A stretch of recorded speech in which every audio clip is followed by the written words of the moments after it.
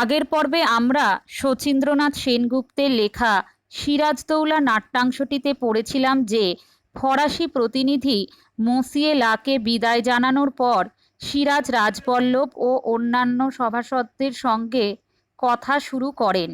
যেহেতু সিরাজের আত্মীয় স্বজন ও তার প্রধান অমাত্যরা সিরাজকে সিংহাসনচ্যুত করার লক্ষ্যে সিরাজের বিরুদ্ধে ষড়যন্ত্রে লিপ্ত হয়ে ইংরেজদের সঙ্গে গোপনে হাত মেলান, সেহেতু নবাব যখনই ইংরেজ প্রতিনিধি ওয়াটসকে সভা থেকে বহিষ্কার করেন অর্থাৎ তাড়িয়ে দেন, তখন ষড়যন্ত্রকারী অমাত্যরা স্বভাবতই তাঁর বিরোধিতা করেন।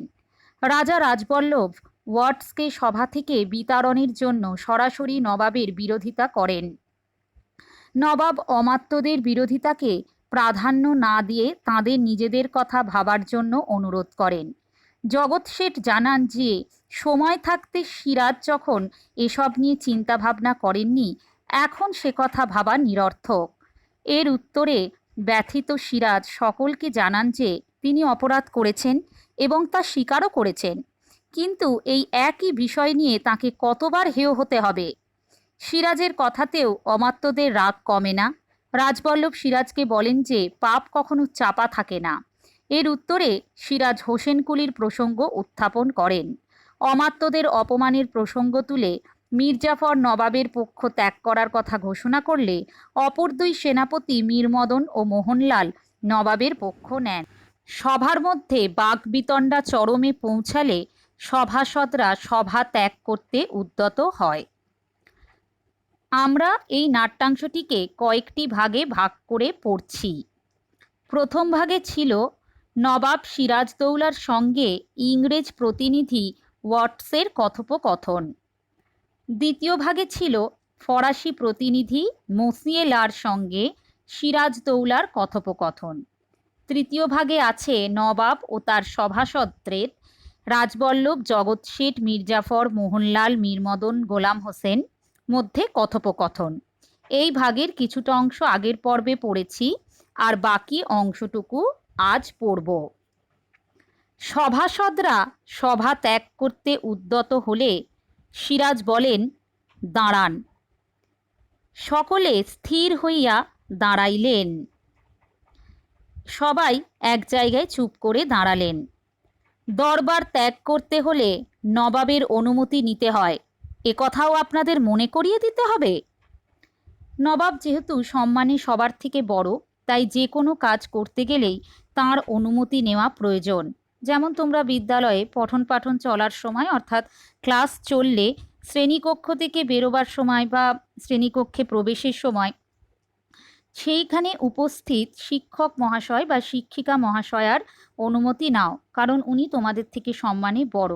ঠিক এক্ষেত্রেও তাই, অনুমতি নেওয়াটাই উচিত। কিন্তু সভাসদরা নবাবের বিনা অনুমতিতেই দরবার কক্ষ ত্যাগ করতে গেলে সিরাজ তাদের রীতিটা মনে করিয়ে দেন।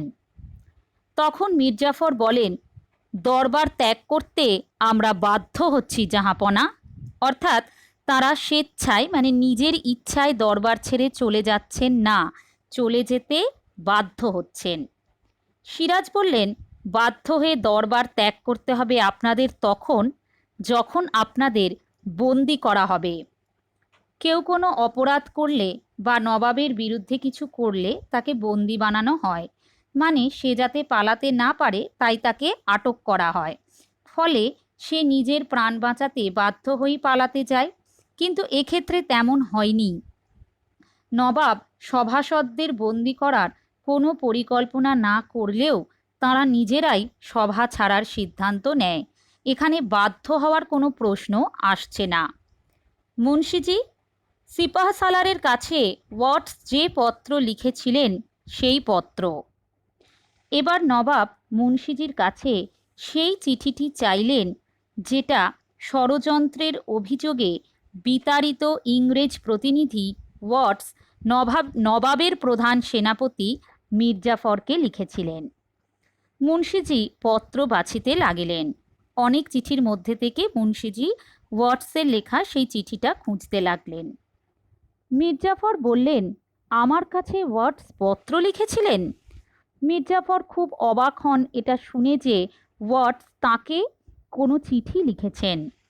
সিরাজ বললেন, হ্যাঁ, নবাবের সিপাহসালার খোজা পিদ্রুর মারফত ওয়াটস এই পত্রখানি আপনারই উদ্দেশ্যে পাঠিয়েছিলেন, কিন্তু আপনার দুর্ভাগ্যবশত আমাদের হস্তগত হয়েছে। দেখতে চান?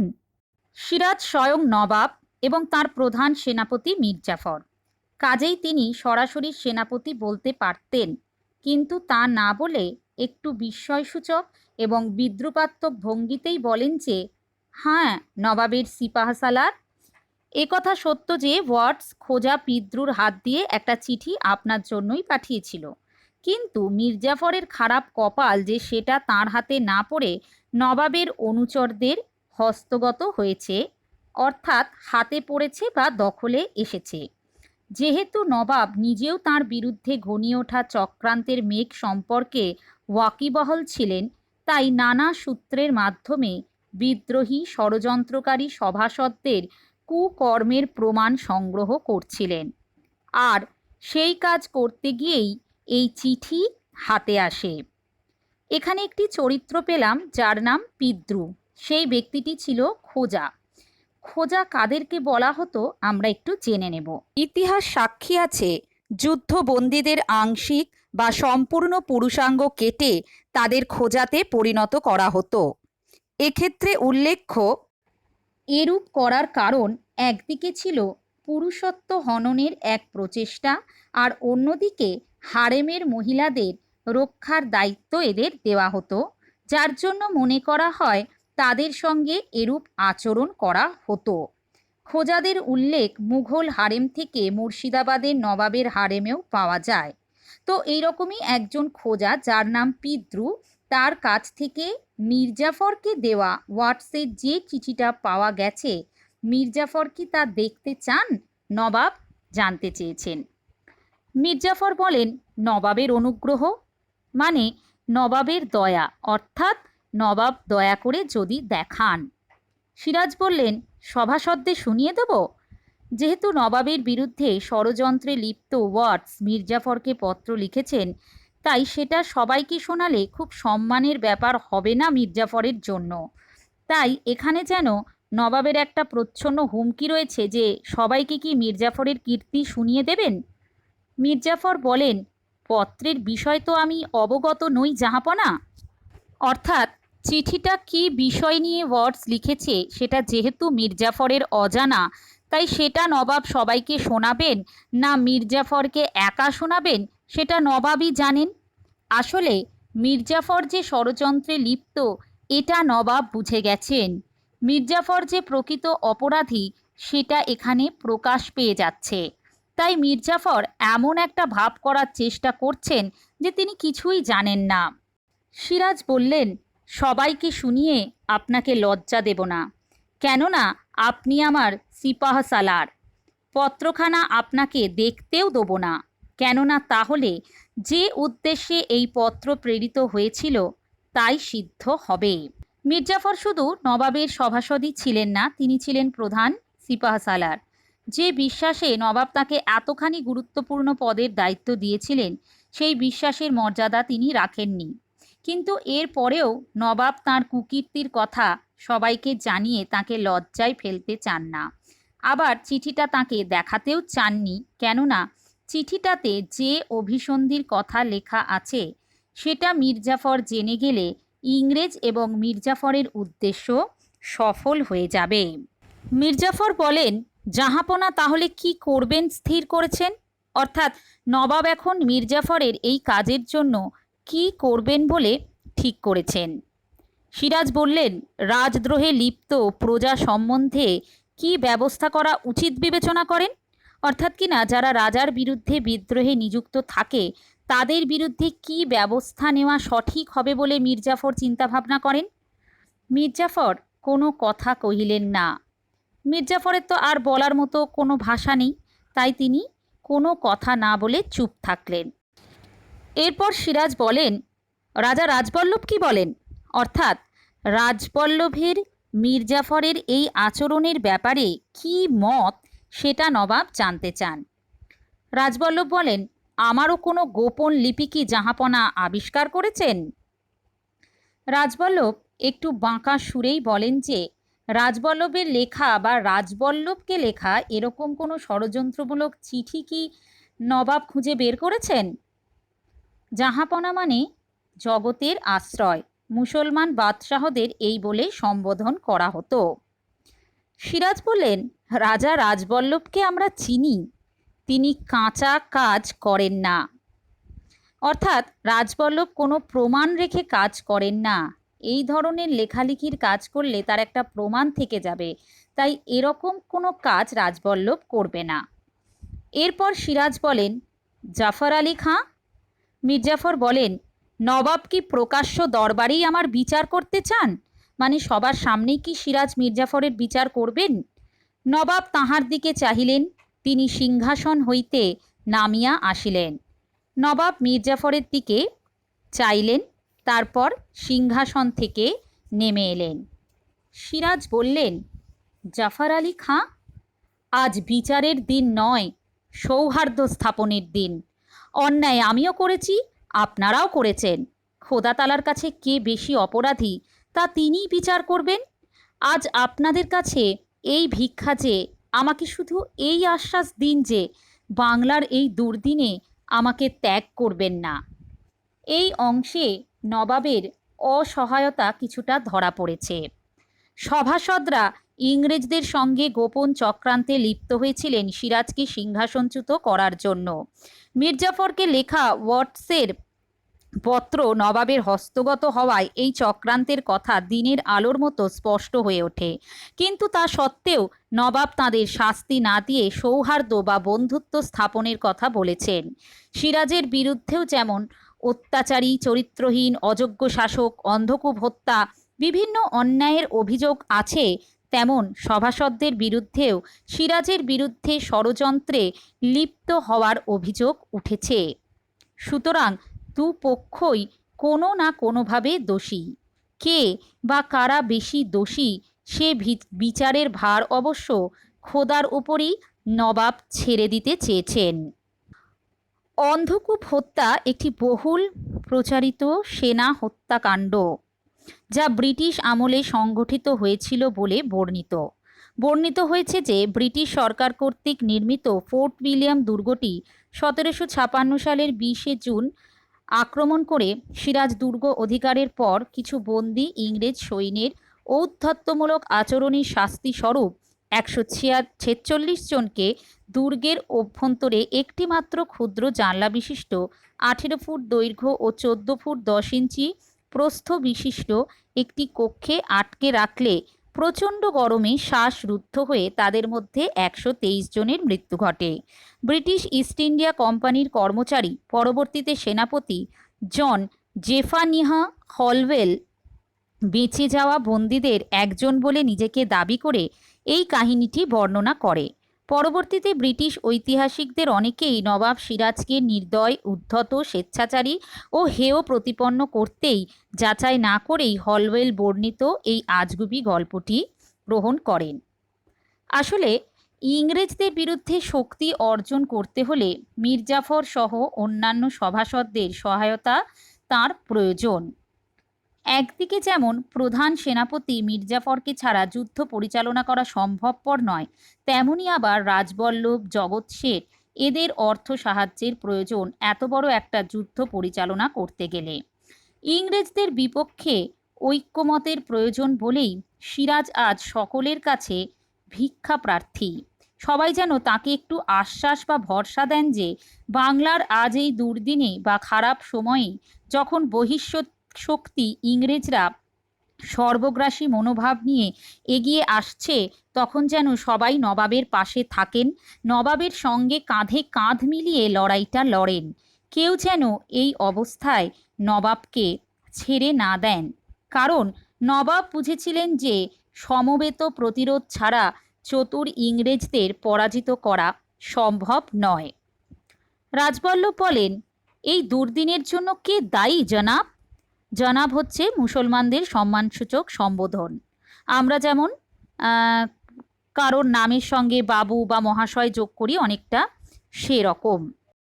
রাজবল্লভ জানতে চেয়েছেন এই যে বিপদের সময় উপস্থিত হয়েছে তার জন্য কে দায়ী, অর্থাৎ তিনি এখনও সমস্ত কিছুর জন্য নবাবকেই দায়ী করছেন।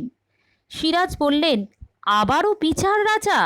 অর্থাৎ এখনও কার দোষ কার নয় এসব বিচার করার সময় এখন নয়। এখন একমাত্র লক্ষ্য হওয়া উচিত বহিঃশত্রু ইংরেজদের মোকাবিলা করা। রাজবল্লভ বলেন, বিচার নয় জাহাপনা, আমি বলতে চাই যে এখনও সময় আছে, এখনও ইস্ট ইন্ডিয়া কোম্পানির সঙ্গে আপোষে নিষ্পত্তি সম্ভবপর। রাজবল্লভের বক্তব্য অনুযায়ী এটা বিচারের ব্যাপার নয়, এখনও হাতে সময় আছে। যদি নবাব ইংরেজ ইস্ট ইন্ডিয়া কোম্পানির সঙ্গে আপোষ মানে সমঝোতা করেন তাহলে হয়তো নিষ্পত্তি অর্থাৎ মীমাংসা হতে পারে। সেক্ষেত্রে হয়তো ইংরেজরা যা শর্ত দেবে সব মেনে নিতে হবে, তা নবাবের ইচ্ছে থাকুক বা না থাকুক, কারণ ইংরেজরা চেয়েই ছিল নবাবকে তাদের হাতের পুতুল করে রাখতে। সিরাজ বললেন, ইস্ট ইন্ডিয়া কোম্পানির সঙ্গে আপোষ?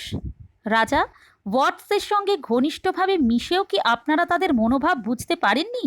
কলকাতায় সৈন্য সমাবেশ, চন্দননগর আক্রমণ, কাশিমবাজার অভিমুখে অভিযান, সবই কি শান্তি স্থাপনের প্রয়াস? রাজবল্লভের মুখে ইংরেজদের সঙ্গে আপোষের কথা শুনে সিরাজ স্বভাবতই খুব অবাক হন, কারণ ওয়াটসন আর ওয়াটসের মধ্যে যে চিঠিপত্রের আদান প্রদান হয়েছে তা থেকে একটা জিনিস খুব পরিষ্কার যে ইংরেজরা আর যাই হোক না কেন বাংলায় শান্তি স্থাপনে আগ্রহী ছিল না। তারা চেয়েছিল বাংলার শান্তি শৃঙ্খলা বিঘ্নিত করে নবাবকে অযোগ্য প্রমাণ করা। ওয়াটসদের মনোভাব এক্ষেত্রে খুবই পরিষ্কার ছিল। এর আগে দ্বিতীয় পর্বে বলেছি যে আলীনগরের সন্ধি অনুযায়ী সিরাজ ইংরেজদের অনেক অন্যায় আবদার মেনে নিয়েছিলেন, পরিবর্তে শুধু চেয়েছিলেন বাংলার শান্তি যেন ইংরেজরা বজায় রাখে। কিন্তু ইংরেজরা নিজেদের নিরাপত্তার দোহাই দিয়ে কলকাতায় যে সৈন্য সমাবেশ করেছে, মানে এক জায়গায় সমস্ত সৈন্যদের একত্রিত করেছে, সেটার কি প্রয়োজনীয়তা পড়েছিল ইংরেজদের? এর পিছনে যে কোনো অভিসন্ধি নেই সেটা কিন্তু জোর দিয়ে বলা যাচ্ছে না। আবার ফরাসিরা নিজেদের মতো করেই ব্যবসা বাণিজ্য করছিল, তারা কোনো রকম সমস্যার সৃষ্টি করেনি, বরং ফরাসিরা সবসময় নবাবের পক্ষে ছিলেন এবং সময়ে সময়ে তারা নবাবকে সাহায্য করতেও প্রস্তুত ছিলেন। এহেন ফরাসিদের বাংলা থেকে বিতাড়িত করার জন্যই ইংরেজরা চন্দননগর আক্রমণ করেন। নবাবকে সাহায্যকারী নবাবের বন্ধুপরায়ণ লোকজনকে সরিয়ে দেওয়ার উদ্দেশ্য নিয়েই হয়তো ইংরেজরা এই কাজ করেছিল। তারপর কাশিমবাজার অভিমুখে ইংরেজদের যে অভিযান, এই সব কিছু কি শুধু শান্তি স্থাপনের প্রয়াস মানে প্রচেষ্টা? সত্যি যদি ইংরেজদের শান্তি স্থাপনের ইচ্ছে থাকতো তাহলে তারা এই সব কর্মকাণ্ড করতো না। তাদের এই সমস্ত কার্যকলাপই প্রমাণ করে যে তারা বাংলায় অশান্তির আগুন জ্বেলে নবাবকে যার পর নাই পর্যদুস্ত করতে চায়। এরপর জগৎ শেঠ বলেন, নবাব যদি কলকাতা আক্রমণ না করতেন তাহলে এই সব কিছুই আজ হতো না। আমরা প্রথম পর্বে যখন নাটকটির পূর্ব প্রেক্ষাপট আলোচনা করছিলাম সেখানে জেনেছিলাম যে নবাবের বিনা অনুমতিতে ইংরেজরা কলকাতায় দুর্গ স্থাপন করায় নবাব কিছুটা বাধ্য হয়েই কলকাতা আক্রমণ করেছিলেন, আর সেই কারণেই যত গণ্ডগোলের সূত্রপাত বলে জগৎ শেঠ মনে করেন। সিরাজ বললেন, কলকাতার দুর্গকে তারা যদি দুর্ভেদ্য করে তুলতে না চাইতো তাহলে আমাকেও কলকাতা আক্রমণ করতে হতো না। বাংলাদেশ অরাজক ছিল না, কোম্পানির দুর্গ প্রতিষ্ঠার কি প্রয়োজন ছিল বলতে পারেন? অর্থাৎ কিনা নবাবের অনুমতি ছাড়া ইংরেজদের কলকাতায় দুর্গ স্থাপন করা এবং সেই দুর্গে সৈন্য সমাবেশ ঘটানো যা কিনা কোনো বন্ধুত্বপূর্ণ আচরণের ইঙ্গিত দেয় না, বরং নবাবের তুলনায় নিজেদের ক্ষমতাশালী প্রমাণেরই একটা প্রচেষ্টা। বাংলাদেশে কিন্তু সেই সময় সুশাসনের অভাব ছিল না, এমন কোনো বিশৃঙ্খল পরিস্থিতির সৃষ্টি হয়নি যে কোম্পানির দুর্গ প্রতিষ্ঠা করার প্রয়োজন পড়েছিল। এই সমস্ত কথা শুনে মির্জাফর বলেন, আপনি আমাদের কি করতে বলেন জাহাপনা? অর্থাৎ এই রকম একটা পরিস্থিতিতে নবাব তাঁর সভাসদদের কি করার আদেশ দিচ্ছেন সেটাই মির্জাফর জানতে চান। সিরাজ বললেন, সবার আগে বলি, বাংলার মান, বাংলার মর্যাদা, বাংলার স্বাধীনতা রক্ষার প্রয়াসে আপনারা আপনাদের শক্তি দিয়ে বুদ্ধি দিয়ে সর্বরকমে আমাকে সাহায্য করুন। আপনাদের সকলের সমবেত চেষ্টার ফলে যদি এই বিপদ থেকে আমরা পরিত্রাণ পাই তাহলে একদিন আপনারা আমার বিচারে বসবেন। সেদিন যে দণ্ড আপনারা দেবেন আমি মাথা পেতে নেব। আমাকে অযোগ্য মনে করে আর কাউকে যদি এই সিংহাসনে বসাতে চান, আমি হৃষ্ট মনে সিংহাসনে ছেড়ে দেব। মির্জাফর সহ অন্যান্য সভাসদদের ইস্ট ইন্ডিয়া কোম্পানির সঙ্গে চক্রান্ত নবাবের কাছে ফাঁস হয়ে যাওয়ার পর নবাব মর্মে মর্মে একথা উপলব্ধি করেন যে তিনি ক্রমশই একা হয়ে পড়ছেন। ইংরেজ বাহিনীর সঙ্গে লড়াই করার ন্যূনতম ক্ষমতাও তিনি হারাতে চলেছেন। একথা উপলব্ধি করেই তিনি মির্জাফরদের প্রতি সৌভ্রাতৃত্বের হাত বাড়িয়ে দেন। বাংলার মানমর্যাদা ও স্বাধীনতার কথা বলে সকলের অন্তর আত্মাকে মানে মনটাকে জাগিয়ে তোলার চেষ্টা করেন। সবাই যেন তাদের শক্তি বুদ্ধি ও অন্য সব কিছু দিয়ে নবাবকে সাহায্য করেন, এই আবেদনই নবাব রেখেছেন।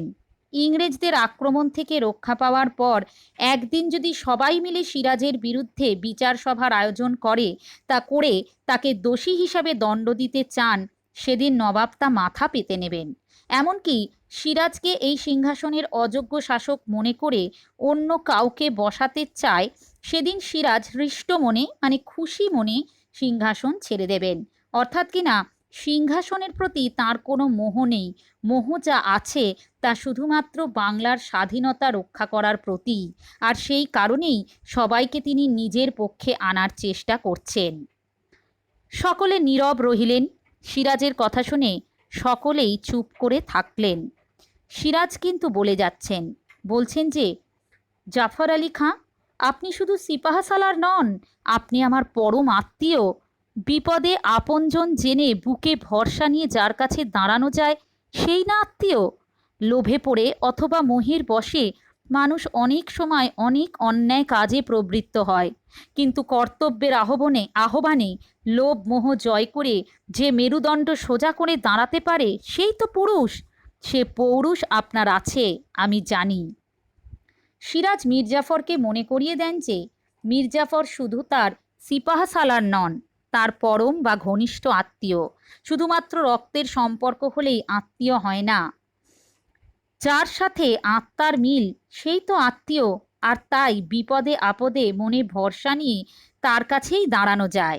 যার উপর আমি নির্ভর করতে পারি তিনি আমার আত্মীয়, অর্থাৎ বিশ্বস্ত লোকই পরম আত্মীয়।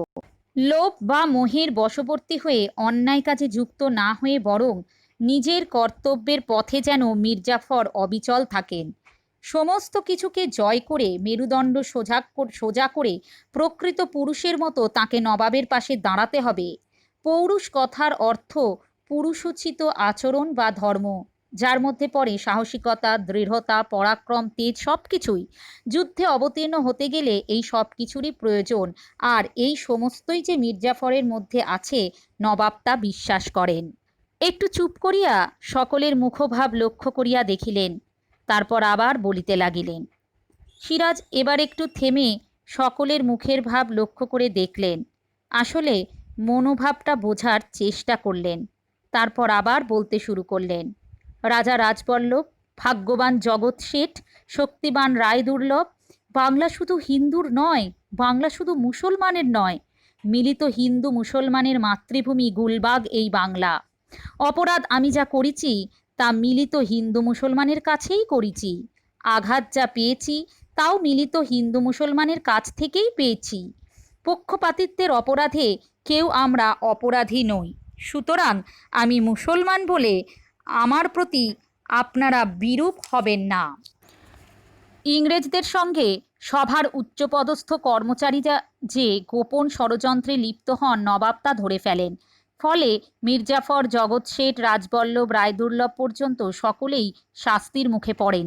কিন্তু এই পরিস্থিতিতে সবাইকে অনুকূলে আনতে হবে, কারণ বিচক্ষণ নবাব বুঝেছিলেন যে অসৎ ও ষড়যন্ত্রকারী সভাসদদের শাস্তি দিলে হিতে বিপরীত হবে। হয়তো ইংরেজদের সঙ্গে হাত মিলিয়ে সভাসদরা নবাবের বিরুদ্ধেই যুদ্ধ ঘোষণা করে বসবে।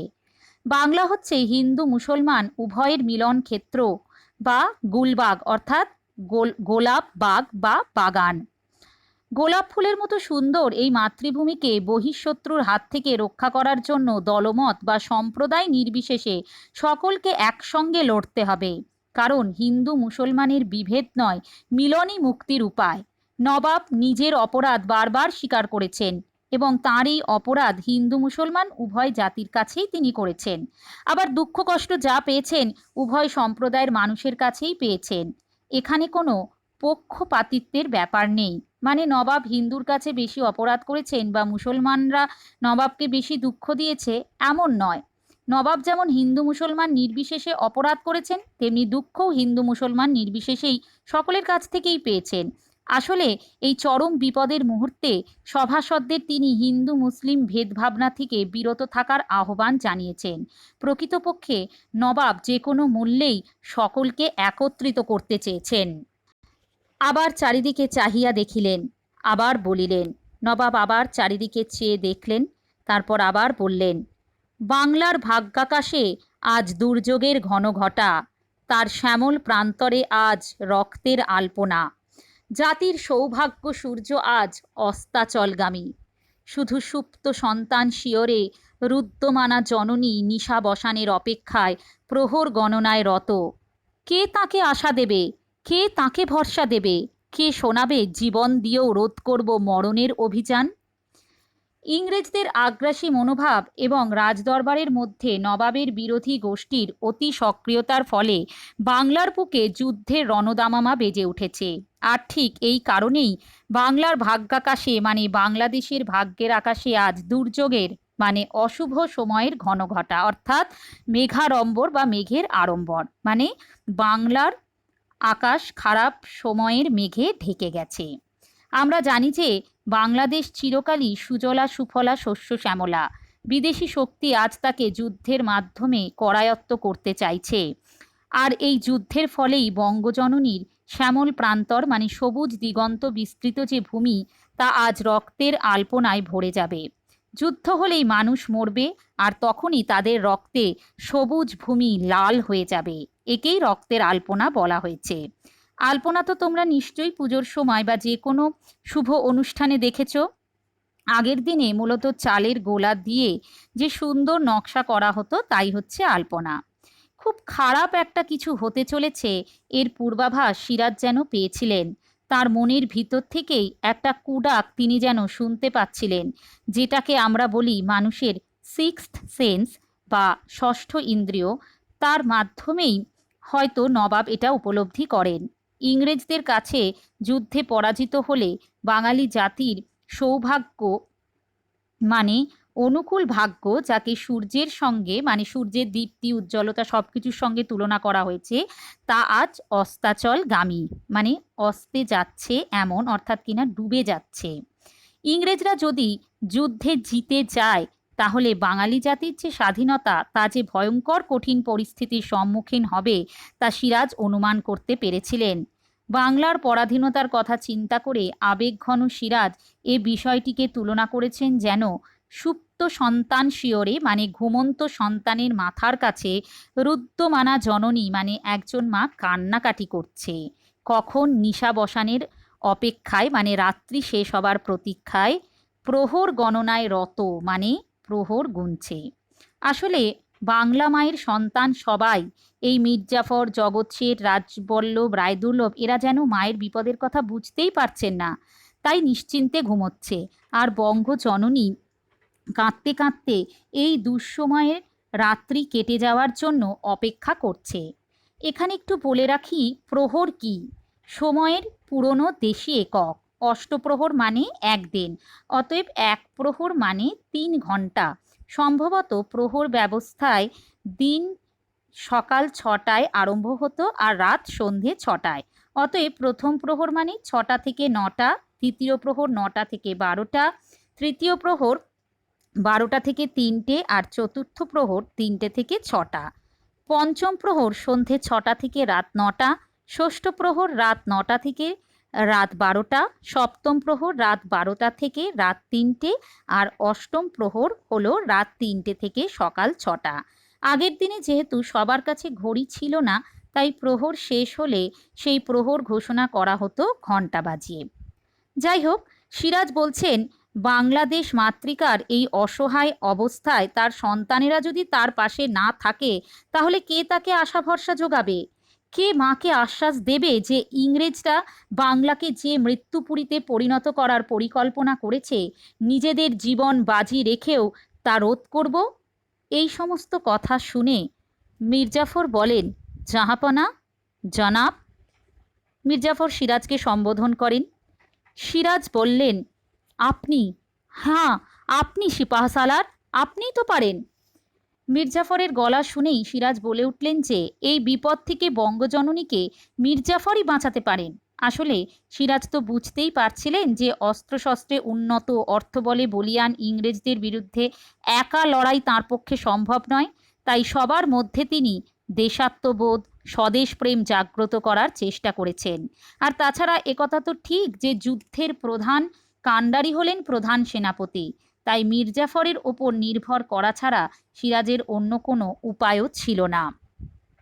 মীরজাফর বলেন, আমি শপথ করছি জাহাপনা, আজ থেকে সর্বসময়ে সর্বক্ষেত্রে আপনার সহায়তা করব। মীরজাফর তো নবাবের কাছে ধরা পড়েই গেছেন, এখন নিজেকে বাঁচাতে হবে।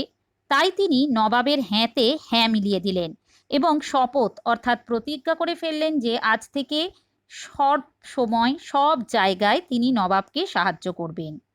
এই যে কত বড় মিথ্যা প্রহসন, তা পলাশির যুদ্ধের ফলাফল থেকেই আমরা জানতে পারি। ইতিহাস থেকে তো তোমরা জেনেইছো যে পলাশির প্রান্তরে মীরজাফর ইংরেজদের সাহায্য করার জন্য এক প্রকার নিশ্চুপ হয়েই দাঁড়িয়েছিলেন এবং তার আদেশ না পাওয়ায় অন্যান্য সৈন্যরাও কিছু করতে পারেননি। পরবর্তীতে আমরা দেখব যে মোহনলাল মীরমদন যথার্থই নবাবের অনুগত হওয়া সত্ত্বেও মীরজাফরের এই কথায় বিশ্বাস করে তারাও কিন্তু পলাশির প্রান্তরে বিভ্রান্ত হয়েছিলেন। মোহনলাল বললেন, আমিও শপথ করছি সিপাহসালারের সকল নির্দেশ মাথা পেতে নেব। মোহনলাল ছিলেন একজন খাঁটি মানুষ, নবাবের অনুগত। সেও তখন শপথ নিল যে মীরজাফর যেহেতু সে প্রধান সেনাপতি, তাই তিনি যা আদেশ দেবেন মোহনলাল তা মাথা পেতে নেবে। মীরমদন বলেন, তার আদেশে হাসি মুখেই মৃত্যুকে বরণ করব। মীরমদনও প্রস্তুত মীরজাফরের আদেশ মেনে হাসি মুখেই মৃত্যুকে মেনে নিতে। সিরাজ বললেন, আমি আজ ধন্য, আমি ধন্য। অর্থাৎ কিনা সবার সাহায্য পেয়ে তিনি নিজেকে ধন্য মনে করছেন। গোলাম হোসেন বললেন, জনাব, পলাশির কথা আমাকে স্মরণ করিয়ে দিতে বলেছিলেন। একদিকে পলাশির যুদ্ধ আসন্ন, আরেকদিকে ইংরেজ ও সভাসদদের ষড়যন্ত্র, ঘরে বাইরে শত্রু নিয়ে সিরাজ একেবারে বিপর্যস্ত। সব দিকে মাথা দিতে গিয়ে নবাব যদি কোনোভাবে পলাশির কথা ভুলে যান, তাই গোলাম হোসেনকে বলেছিলেন তাকে মনে করিয়ে দিতে।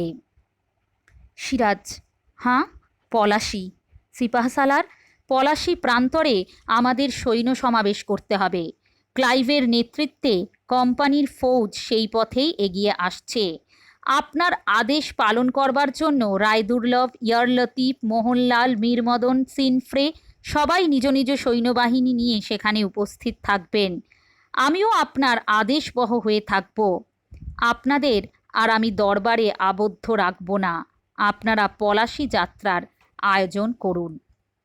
রবার্ট ক্লাইভের নেতৃত্বে যেহেতু ইংরেজ বাহিনী পলাশির দিকে এগিয়ে আসছে, তাই সিরাজ প্রত্যেক সভাসদকে নির্দেশ দেন যে নিজের নিজের সৈন্যবাহিনী নিয়ে পলাশির প্রান্তরে উপস্থিত থেকে মীরজাফরের আদেশ অনুযায়ী কাজ করার জন্য, এবং তিনি নিজেও প্রধান সেনাপতির আদেশই পালন করবেন বলে জানান। আর সবথেকে বেশি দায়িত্ব যার উপর ন্যস্ত করলেন তিনি হলেন মীরজাফর, যিনি বিশ্বাসঘাতক, দেশদ্রোহিতার চরম নিদর্শন রূপে নিজের পরিচয় রাখেন ইতিহাসের পাতায়। কোনো যুদ্ধই রাজা একা জিততে পারেন না, তার জন্য একটা সুন্দর পরিকল্পনার যেমন প্রয়োজন, তেমনি প্রয়োজন সবার মধ্যে দায়িত্ব বন্টনের। সিরাজ তাই সবাইকে এবং নিজেকেও যুদ্ধক্ষেত্রের দায়িত্ব সম্পর্কে জানালেন।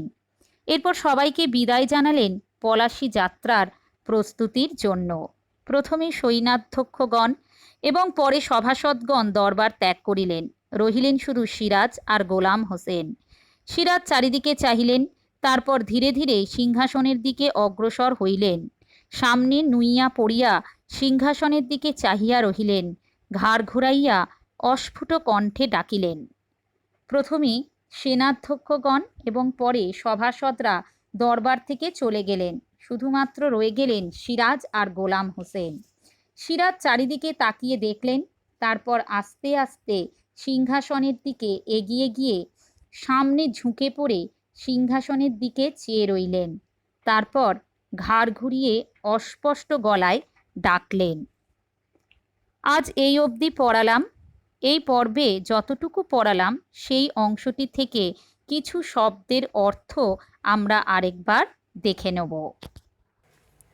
61, জাহাপনা, জগতের আশ্রয়, মুসলমান বাদশাহদের এই বলে সম্বোধন করা হতো। 62, খোঁজা, রাজ দরবারের অন্দরমহলে পাহারার কাজে নিযুক্ত নপুংসক। 63, হস্তগত, অধিকৃত বা দখলীকৃত। 64, অনুগ্রহ, আনুকূল্য বা দয়া বা উপকার। 65, প্রেরিত, পাঠানো। 66, স্থির করা, মনস্থ করা। 67, আবিষ্কার, খুঁজে বের করা। 68, সৌহার্দ্য, মিত্রতা বা বন্ধুত্ব বা সৌজন্য বা প্রীতি। 69, আশ্বাস, ভরসা। 70, জনাব, মুসলমানদের সম্মানসূচক সম্বোধন। 71, দুর্দিন, দুঃসময় বা বিপদের সময়। 72, আপোষ, সমঝোতা। 73, সমাবেশ, একত্র অবস্থান বা সমাগম। 74, অরাজক, সুশাসনের ব্যবস্থা নেই এমন বা বিশৃঙ্খল। 75, পৌরুষ, পুরুষোচিত আচরণ ও ধর্ম। 76, দুর্যোগ, অশুভ সময়। 77, ঘনঘটা, মেঘাড়ম্বর। 78, প্রান্তর, দিগন্ত বিস্তৃত ক্ষেত্র। 79, আলপনা, চালের গোলা দিয়ে মন্দির, মেঝে, পিঁড়ি, গৃহ দেওয়ালে অঙ্কিত মাঙ্গল্য চিত্র। 80, সৌভাগ্য, অনুকূল ভাগ্য। 81, অস্তাচলগামী, অস্তে যাচ্ছে এমন। 82, সুপ্ত, নিদ্রিত বা ঘুমিয়ে আছে এমন। 83, শিয়রে, মাথার কাছে। 84, রুদ্যমানা, ক্রন্দনরত। 85, নিশাবসান, নিশাযুক্ত অবসান, রাত্রির অবসান। 86, প্রহর, দিনের বিভাগ, 8 প্রহরে 1 দিন। 87, শপথ, প্রতিজ্ঞা। 88, নুইয়া পড়িয়া, ঝুঁকে পড়ে। 89, অস্ফুট কণ্ঠে, অস্পষ্ট গলায়। আজ তোমাদের পাঠ্য সিরাজদৌলা নাটকের 88 পাতার শেষাংশ, 89 পাতা ও 90 পাতার অর্ধাংশ পড়ালাম। খুব ভালো করে নাট্যাংশটির এই অংশটুকু পড়বে, মন দিয়ে বিষয়টা শুনবে এবং কিছু বুঝতে অসুবিধা হলে অবশ্যই আমার কাছে জেনে নেবে।